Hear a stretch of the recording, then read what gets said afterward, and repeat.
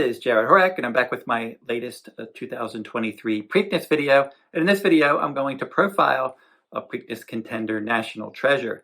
Now, if you're interested in my annual Preakness Day full card at Pimlico, you will find that full card at therunawayhorse.com on my sales page, Preakness Week. And I have some other Preakness Week products that I am offering as well.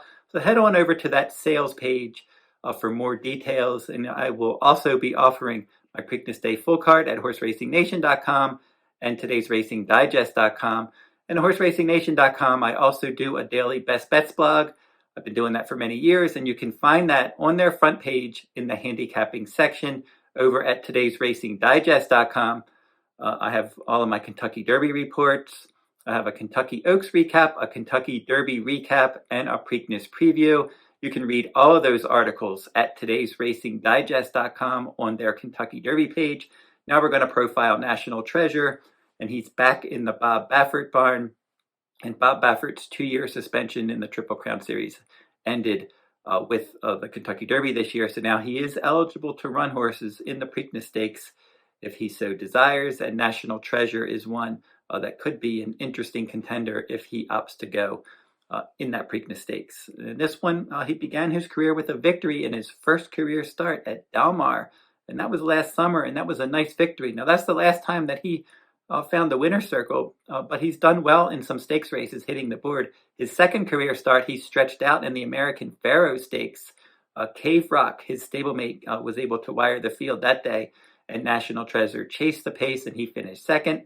In the Breeders' Cup Juvenile, in that race, Forte set a mid-pack stalking trip. He won it. Cave Rock set the pace and finished second. National Treasure finished third in that Breeders' Cup Juvenile.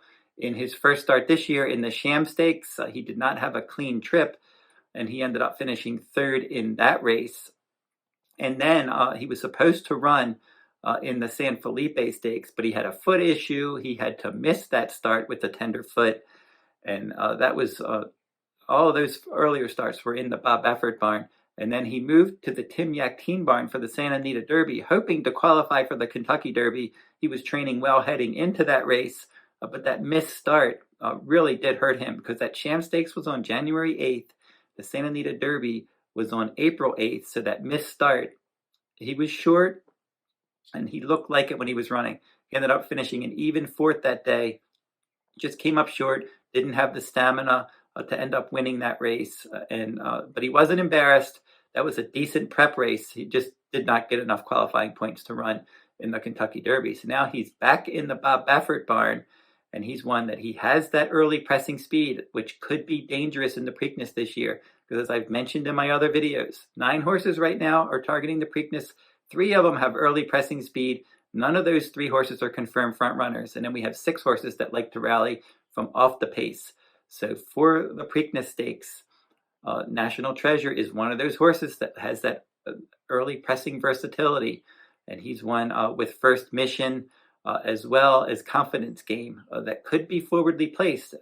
Any of those 3 horses could end up setting the pace. We'll just have to see if some other horses try to jump in. But right now, based on the horses that are targeting the race, National Treasure is one that can definitely get forwardly placed, and he's run well in multiple stakes races, as I mentioned, American Pharoah, Breeders' Cup Juvenile Fillies, and the Sham Stakes, and even the Santa Anita Derby against some quality 3-year-olds. He's held his own. He just hasn't been able to get over the hump, and maybe he's one out of those 3 horses that have the early pressing speed, and Baffert likes to use speed in these big Triple Crown Series races and the preps as well, that I would expect that he could be one that ends up getting hustled out of there. Now, John Velazquez has been his most recent rider.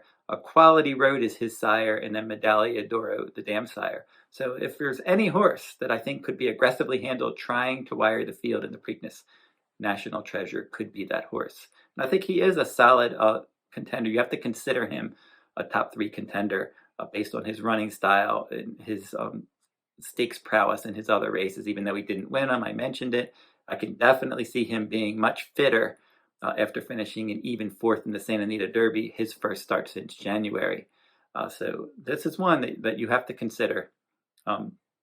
He's a threat to Mage, the Kentucky Derby winner, for sure, to win the Preakness Stakes.